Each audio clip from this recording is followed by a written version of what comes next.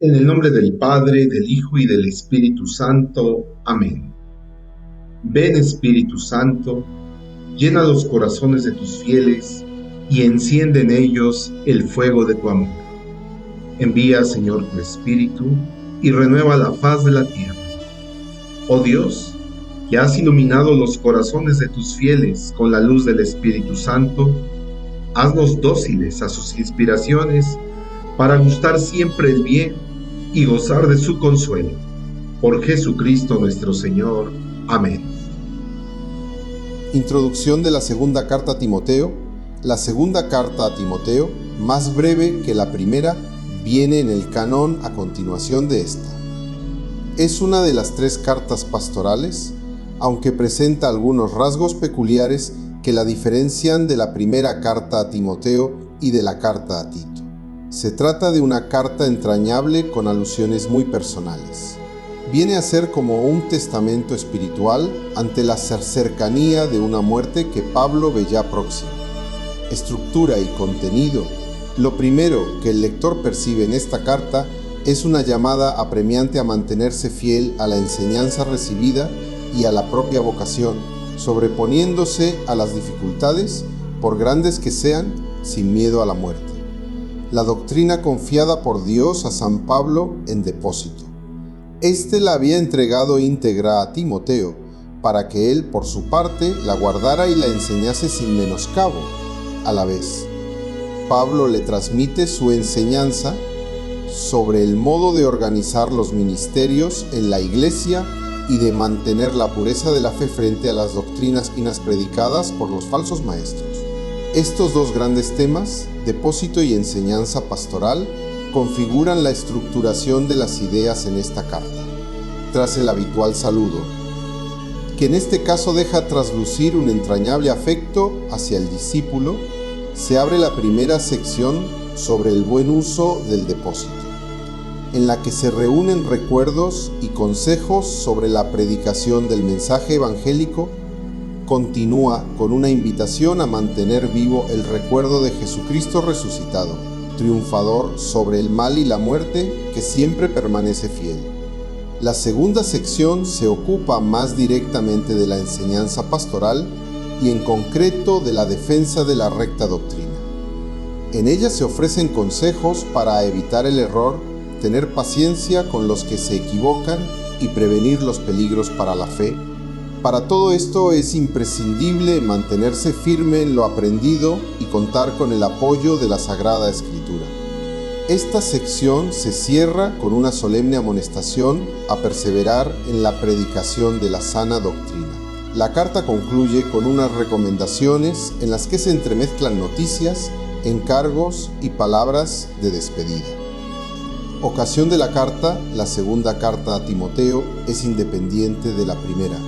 No se hace ninguna referencia a que hubiera una carta anterior del propio San Pablo a su discípulo, por lo que el hecho de llamarse segunda no implica de suyo que sea posterior a la primera, sino simplemente que va tras ella en las ediciones de la Biblia. En esta misiva el apóstol alude a que está prisionero en Roma y piensa que su muerte puede ser inminente. Si se acepta la hipótesis de que tras la prisión romana con la que se concluye el libro de los Hechos de los Apóstoles, San Pablo quedó libre y realizó algunos otros viajes, entre ellos a Éfeso, donde dejó a Timoteo al partir para Macedonia, circunstancia en la que se enmarca la primera carta a Timoteo. Esta segunda carta pudo ser escrita durante una segunda cautividad en Roma, de la que habla por primera vez Eusebio de Cesarea. Desde el punto de vista del análisis literario, se pueden apreciar que también en esta carta se utiliza un vocabulario con unas características muy parecidas a las de la primera y se dibuja una comunidad cristiana en una situación análoga. Por eso, como sucedía con la primera, algunos autores también han puesto en duda su autenticidad paulina y atribuyen su composición a algún discípulo más o menos cercano a San Pablo que escribe con la autoridad del apóstol.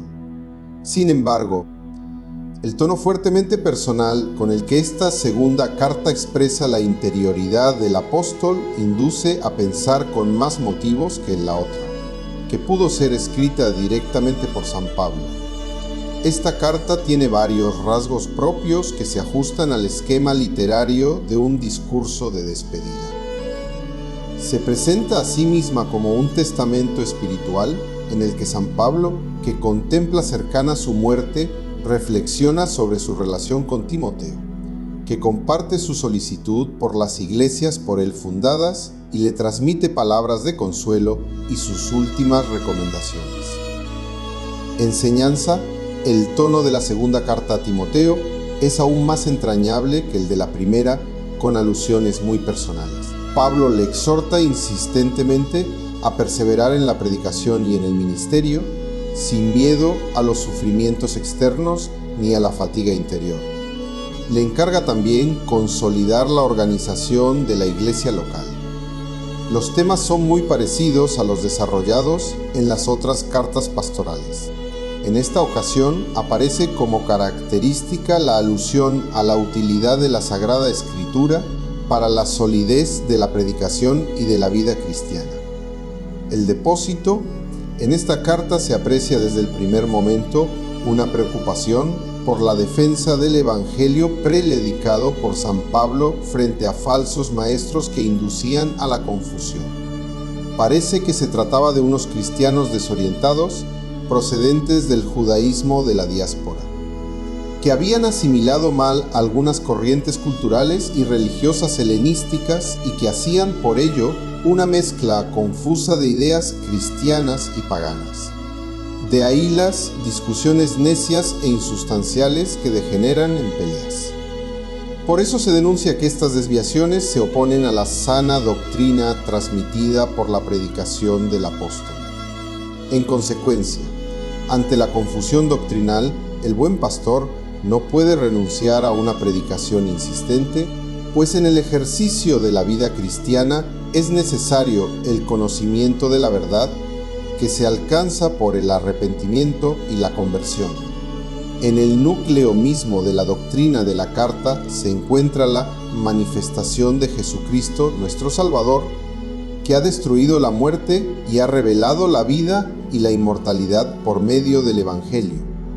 La memoria de Jesucristo va unida a una llamada constante a la perseverancia fiel en la fe recibida.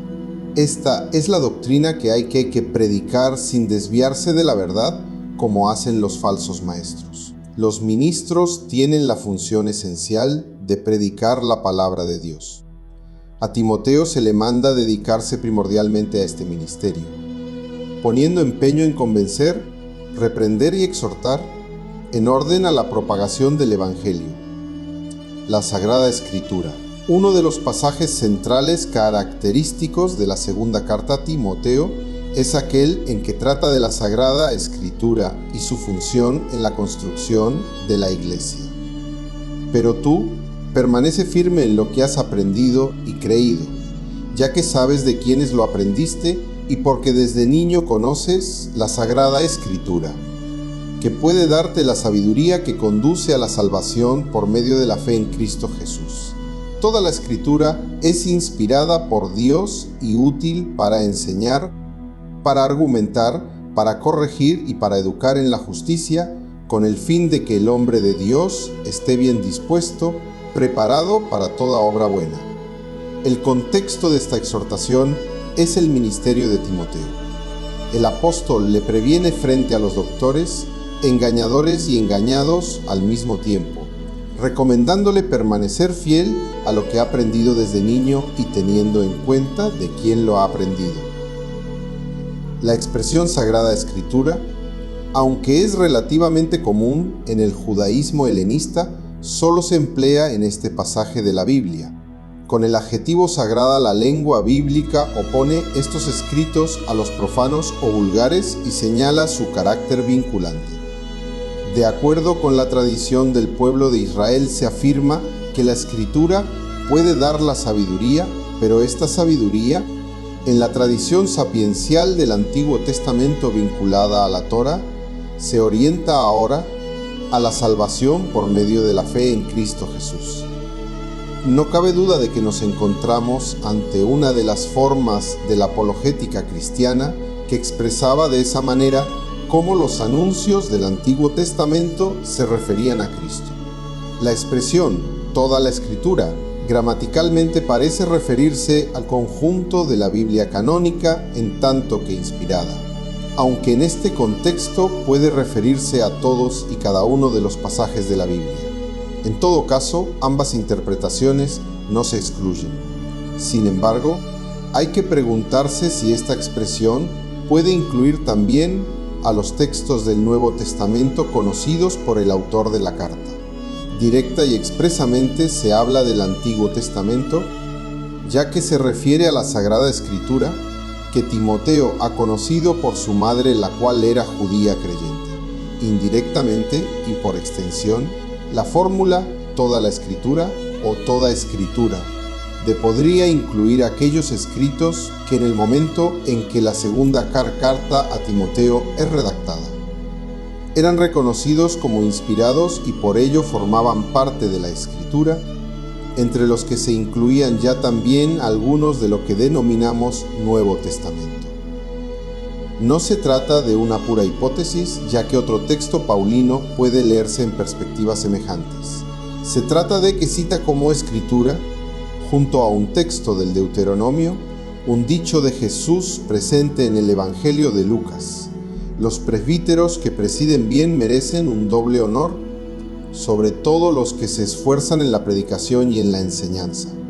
Pues dice la Escritura, no pondrás bozal al buey que trilla, y el obrero merece su salario.